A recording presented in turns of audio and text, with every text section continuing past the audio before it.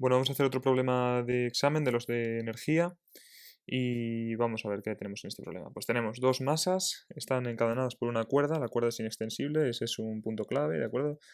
Nos dan los datos de las masas, o sea, eso es un dato, 10 kilogramos y m igual a 5 kilogramos. La cuerda es inextensible, lo cual significa que las velocidades son iguales, ¿vale? Si elegimos, si la masa m, para la masa m este es el signo positivo y para la masa m grande este es el signo positivo, pues este se mueve hacia allá con una velocidad vm y este se mueve hacia acá con una velocidad vm que son iguales, porque la cuerda es inextensible. Es decir, que si la cuerda se mueve si la masa m se mueve a 1 metro por segundo, la masa m grande se tiene que mover a 1 metro por segundo hacia el otro lado. ¿Por qué? Porque así la cuerda no se extiende. Si se movieran a velocidades distintas, la cuerda sería más grande. Pensad en un caso límite, por ejemplo, imaginad que la masa m pequeña no se moviera y la masa m grande sí se moviera. Entonces está claro que la cuerda se va a estirar, ¿no? Pues esto es lo mismo. ¿Vale? También nos dicen que la polea no tiene rozamiento ni masa. La polea no tiene ni rozamiento ni masa. Ni rozamiento ni masa. Esto es interesante para problemas que haremos en el futuro en los que las poleas sí tienen masa. En este caso, lo único que nos dice esto es que gracias a que tanto esto como la cuerda tampoco tiene masa, es que la tensión es la misma en toda la cuerda, ¿vale? La tensión es igual en toda la cuerda. Lo único que hace la polea es cambiar la tensión de dirección, de sentido y lo que sea, pero ya está. La masa m grande está sujeta a un muelle de constante elástica K. Ese muelle está estirado. Bueno, esta es constante elástica K, que nos dicen que son 200 newton por metro, y esto está estirado, delta de L igual a 0,5 metros. Nos dicen que entre la masa m grande y el suelo no hay rozamiento, pero que entre las dos masas sí. Entre estas dos masas hay rozamiento estático y cinético, ¿vale? Entonces partimos de este estado, este es el estado inicial, en el que la velocidad de ambas, Vm igual a Vm es igual a 0 metros por segundo, porque nos dicen en el enunciado, como veis, que el sistema inicialmente está en reposo. ¿Vale? En reposo. Por tanto, no se mueven. Dice en el primer apartado que, asumiendo que mu sub c es 0,35 y sabiendo que las masas se mueven, ¿vale? Es decir, que no pensemos en rozamiento estático, o si queréis, el coeficiente de rozamiento estático es tal que es lo suficientemente pequeño como para que en la configuración actual del sistema, el sistema sí se mueva, ¿vale? Veremos en el apartado B cuánto tiene que valer el coeficiente de rozamiento estático mínimo para que no se mueva. Y nos preguntan cuánto vale Vm y Vm en una situación final en la que delta de L es igual a 0, en la que el muelle ha recuperado su longitud natural. ¿Vale? O sea, digamos que esta es una situación inicial y este va a ser un estado final.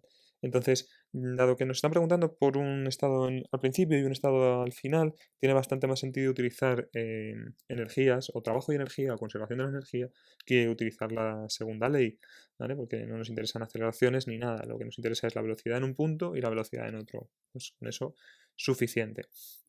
Entonces, luego ya vemos el apartado B. Para el apartado A, lo que digo, tenemos que ver qué fuerzas hacen trabajo y qué fuerzas no, y ver cuáles son conservativas y cuáles no para aplicar la conservación de la energía. Entonces, por un lado tenemos la masa m pequeña, ¿vale? Como veis es un rectángulo muy bonito.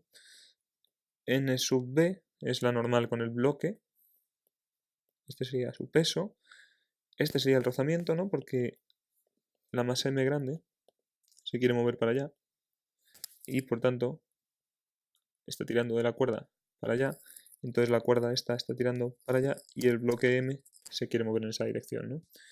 Y luego ya por último esta es la tensión. ¿Vale? En el caso del bloque M grande tenemos la tensión, tenemos la reacción del rozamiento esta de aquí, ambas son iguales en módulo y opuestas en sentido. Tenemos la reacción de la normal, que es igual en módulo. Esta de aquí es igual que esta en módulo, pero cambia su sentido. Y luego tenemos el peso, tenemos la normal con el suelo y tenemos la fuerza elástica, que apunta en esta dirección porque el muelle está estirado y se quiere comprimir. Si el muelle estuviera comprimido y se quisiera estirar, la fuerza elástica apuntaría en la otra dirección, ¿vale? Entonces vamos a ver lo que digo, ¿qué fuerzas hacen trabajo? Pues aquí las únicas fuerzas que hacen trabajo van a ser las fuerzas en la dirección horizontal. Solo las fuerzas en la dirección horizontal hacen trabajo. Porque no nos movemos verticalmente. No hay desplazamiento vertical y por tanto no hay trabajo en la dirección vertical. Es decir, ni las normales ni el peso hacen trabajo. Ni las normales ni el peso hacen trabajo.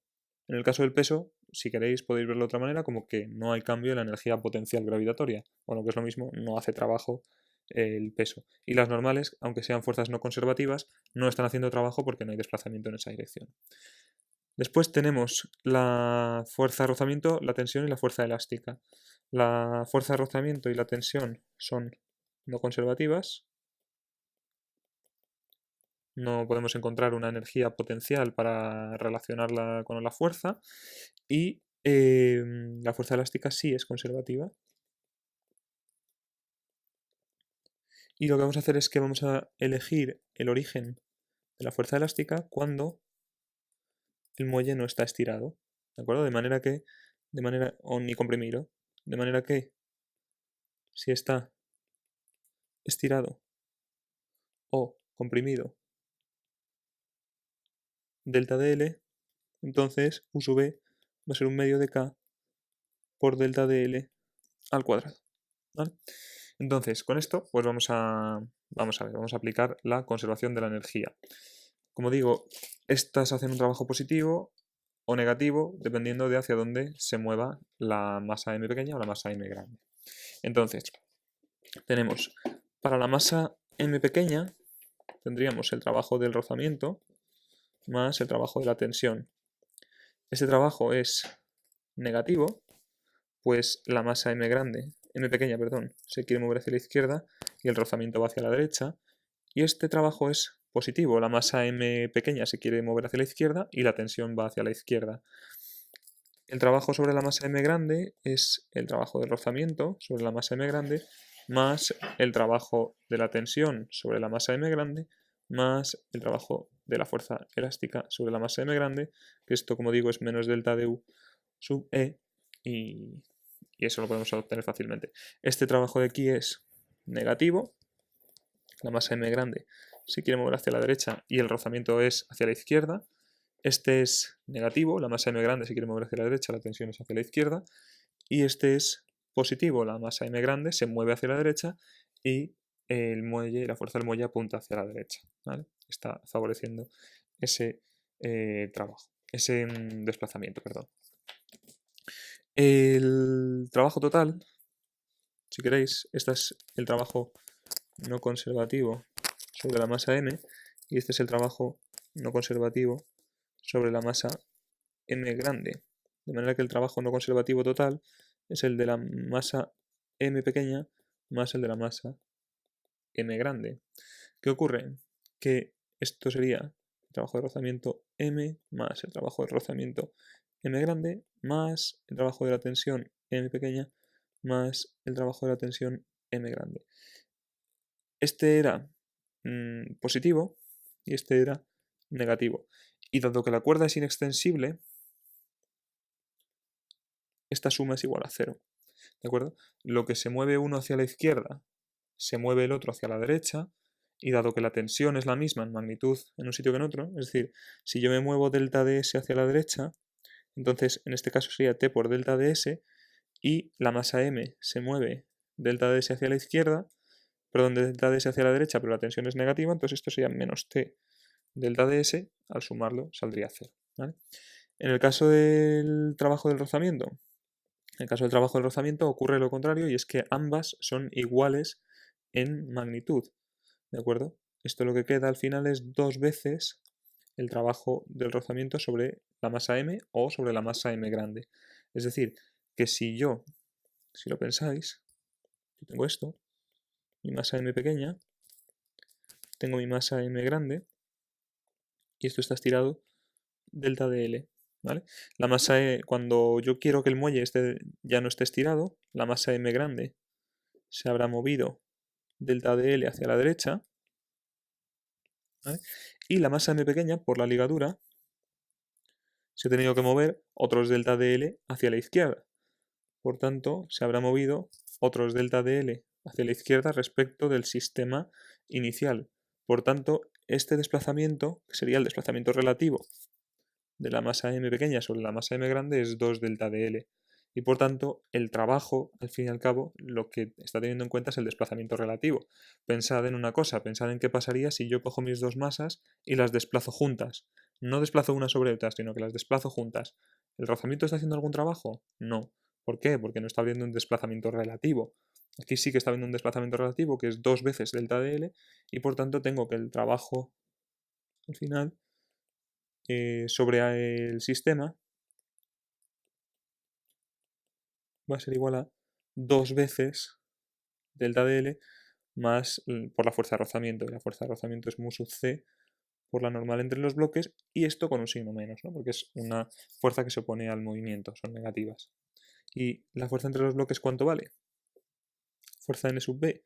Pues yo tengo aquí m por g, aquí tengo n sub b, y el bloque este, es el bloque m, no acelera verticalmente, pues tengo entonces que n sub b es igual a m por g, ¿no? Así que esto es m por g. En resumen, el trabajo de las no conservativas va a ser igual a menos 2 mu sub c mg por delta de L, ¿vale? Y por otro lado, entonces ya tengo el trabajo de las no conservativas. Para aplicar la conservación de la energía, yo tengo esto. Entonces esto es el cambio en la energía cinética más el cambio en la energía potencial. El cambio en la energía cinética es la energía cinética final menos la inicial. La inicial es 0, porque parto del reposo. Y la final es un medio de m por la velocidad de m al final al cuadrado, más un medio de m por la velocidad de m al cuadrado, ¿vale?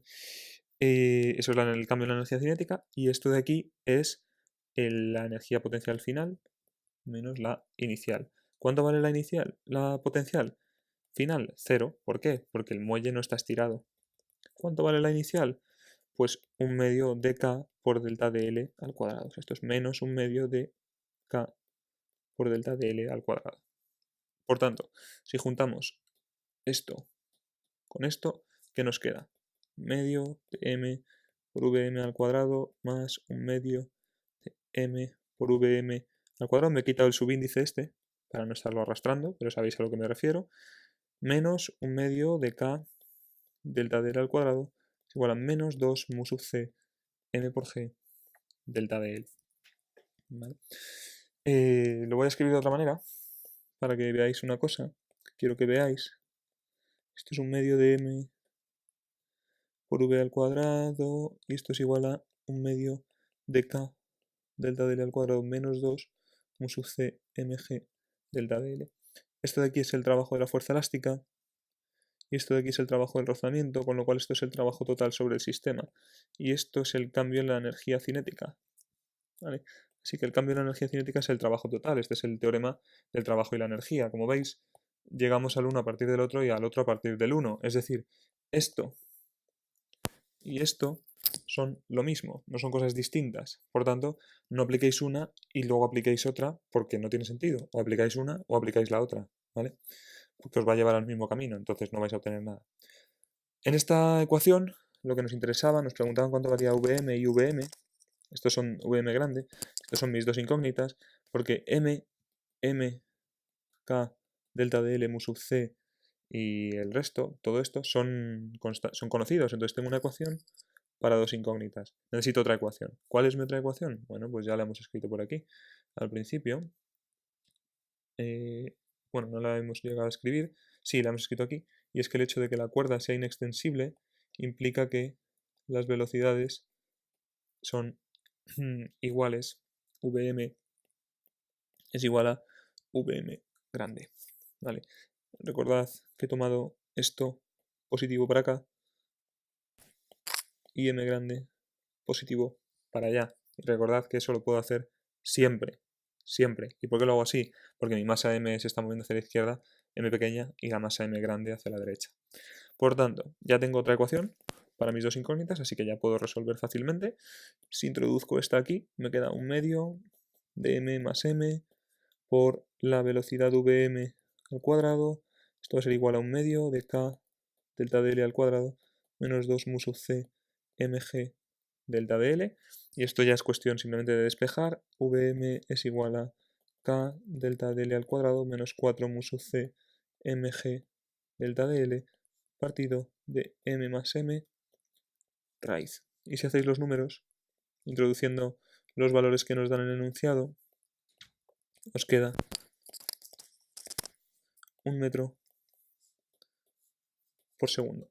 Antes de pasar al siguiente apartado, solamente quiero que veamos que esto tiene sentido. Fijaos qué pasaría, qué ocurriría si no hubiera muelle. Si no hubiera muelle, como el sistema está en reposo inicialmente, no esperaríamos en ningún momento que esto se moviera en absoluto, ¿no? Porque, vamos, o sea, es lo que nos diría la intuición. Y es el muelle, el hecho de que el muelle esté tirando del sistema, el que nos da a entender que esto se va a mover. Entonces, si no hubiera muelle, K sería igual a 0, y lo que me quedaría entonces es la raíz de menos 4 mu sub c mg delta dl partido de m más m. Esto de aquí es negativo, esto de aquí es positivo, y me quedaría la raíz de algo negativo, que en matemáticas existe, sería un número complejo, pero Vm tiene que ser un número real, ¿vale? Así que no podría ser, y tiene sentido. No podemos encontrar una velocidad en ese punto de retorno a delta dl igual a 0 porque no hay muelle que esté tirando de nada, ¿vale? Con lo cual, todo esto tiene sentido. Vamos ahora al apartado B. Vamos a ver lo que nos dicen en el apartado B. Ya tendríamos el apartado A y vamos a ver en el apartado B que no es necesario haber hecho el apartado A para hacer el apartado B. Es decir, que podríais haber tenido bien uno de los dos apartados y no haber tenido bien el otro y no pasaría nada. Entonces vamos a hacer el apartado B. ¿Cuál es el mínimo coeficiente de rozamiento estático entre ambas masas que impediría el movimiento? ¿Qué es lo que nos está queriendo decir esto? Esto lo que nos está queriendo decir es lo siguiente. Yo tengo mi masa, tengo aquí mi otra masa, ¿de acuerdo? Y tengo el muelle estirado. Entonces el muelle está tirando para allá. La tensión está tirando para acá. Y la fuerza de rozamiento está tirando para acá. Estoy hablando de la masa M grande. En este caso tengo la fuerza de rozamiento tirando hacia acá y la tensión tirando hacia acá. Lo que yo quiero es ver para qué valor de la fuerza de rozamiento, o cuánto tiene que valer la fuerza de rozamiento estática para que esto no se mueva, y cuál es el coeficiente de rozamiento estático mínimo, tal que si yo tengo un coeficiente de rozamiento estático un poquito más pequeño, entonces sí se va a mover. O sea, quiero decir, imaginaos que me sale un coeficiente de rozamiento, que el coeficiente de rozamiento estático mínimo es de 1, que es lo que nos va a salir de hecho. Si el coeficiente de rozamiento estático del sistema real no es 1, sino que es 0,5, entonces esto se va a mover. Si es 1,25, esto ya no se va a mover, ¿vale? Eso es lo que tenemos que ver. Entonces vamos a escribirnos, vamos a volver a hacer el DCL de cada una de ellas. Tengo mi tensión, fuerza de rozamiento, esta es la masa M pequeña, mg n sub b, y luego tengo la masa M grande, tengo la tensión, tengo aquí la fuerza de rozamiento, n sub b, fuerza elástica, mg y la normal con el suelo.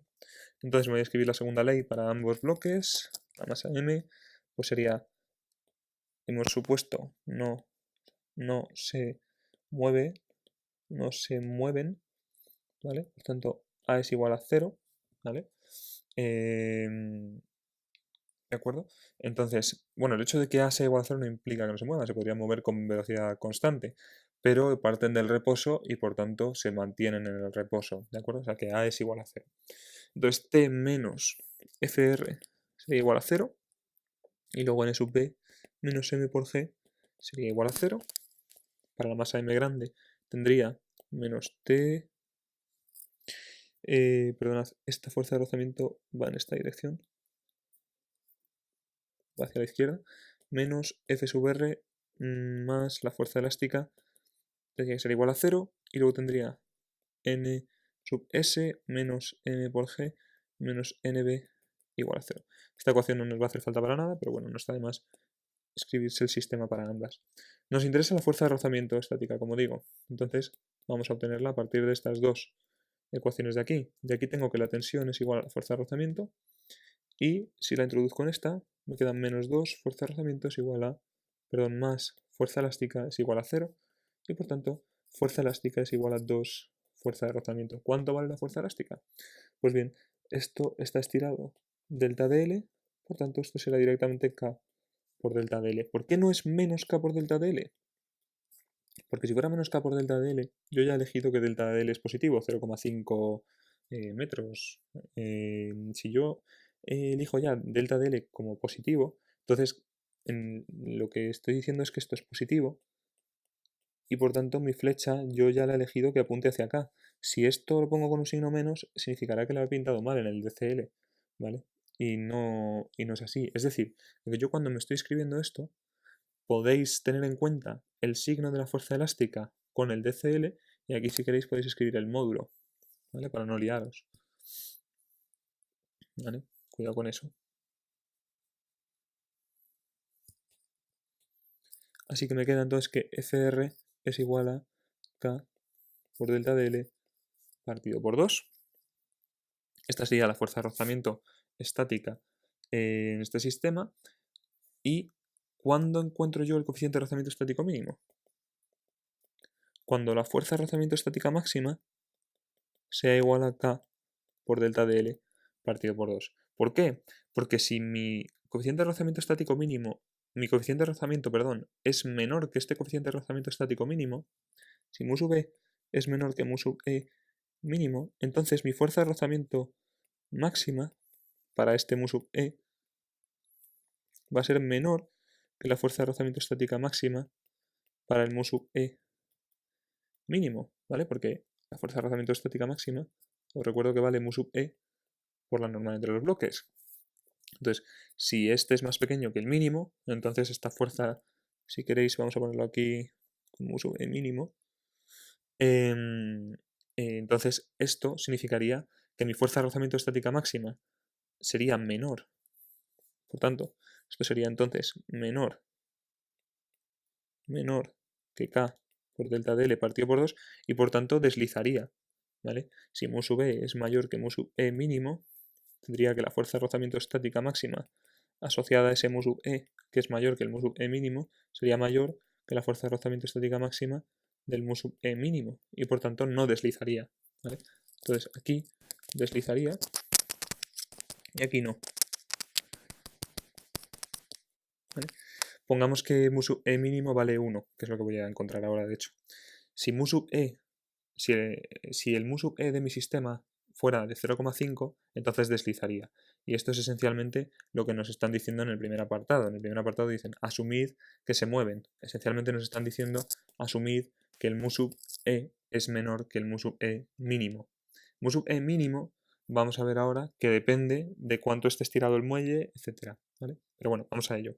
Entonces, lo que yo quiero para encontrar el mu sub e mínimo es esta condición, es decir, que mu sub e mínimo por la normal entre los bloques, que es m por g, sea igual a k por delta dl partido por 2. Como digo, esto es m por g, así que mu sub e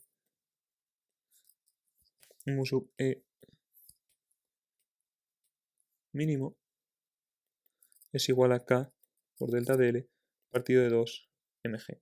Como veis, lo que digo, mu sub e mínimo depende de cuánto me haya estirado, depende de mi k, depende de la masa. Si yo me estiro mucho, el mu sub e mínimo va a tener que ser mucho mayor. Por ejemplo, si no, imaginaos que el muelle no estuviera nada estirado. Si el muelle no estuviera nada estirado, la fuerza de rozamiento estática máxima, o sea, el coeficiente de rozamiento estático mínimo para que eso no se mueva sería 0. ¿Por qué? Porque no se está moviendo directamente. ¿De acuerdo? Si delta de L fuera igual a 0, esto no se está moviendo, no hay fuerza elástica tirando de ello. ¿Vale? Si delta de L aumenta, el rozamiento estático tendría que ir aumentando también gradualmente, eso lo veis aquí, para que no hubiera ese desplazamiento, para que no se moviera. Entonces tiene sentido que mu sub E sea proporcional, el mínimo, sea proporcional a delta de L. Si hacéis los números, mu sub E mínimo es igual a 1, como os decía. Entonces, significa que si el mu sub E fuera menor que el mu sub E mínimo, deslizaría. Imaginaos que os piden en el problema que encontréis mu sub E mínimo y os dicen que el mu sub E del sistema fuera 1,5. Pues entonces, o sea, del sistema entre los dos bloques fuera 1,5. Pues no podría deslizar, ¿de acuerdo? Si mu sub E es mayor que mu sub E mínimo, no desliza. ¿Cómo consigo que deslice? Aumentando la longitud de lo que está estirado el muelle. De esa manera, la fuerza elástica es cada vez mayor y por tanto, en algún momento dado, el rozamiento estático sucumbe a la fuerza elástica y el sistema empieza a deslizar. Y bueno, con esto hemos terminado el problema. Pensad en variantes del mismo. Pensad, por ejemplo, en qué pasaría si inicialmente no estuvieran en reposo. ¿Vale? O pensad qué pasaría si además tenemos una fuerza aquí, tirando de esto, una fuerza constante, por ejemplo. ¿Vale? Pensad en eso. Este está estirado y tira para allá, pero tengo una fuerza aquí constante que tira de mi sistema para acá. O tengo aquí una fuerza tirando de este, una fuerza que forma un cierto ángulo, fuerza constante, pongamos. No digo que sea constante, pero bueno, de hecho, si no es constante, pues probad a ver qué pasa. Pero pongamos que sea constante, porque sea más sencillo. ¿Qué pasaría? ¿O qué ocurriría si el muelle, en lugar de estar estirado, estuviera comprimido? ¿Qué pasaría si también tuviéramos rozamiento con el suelo?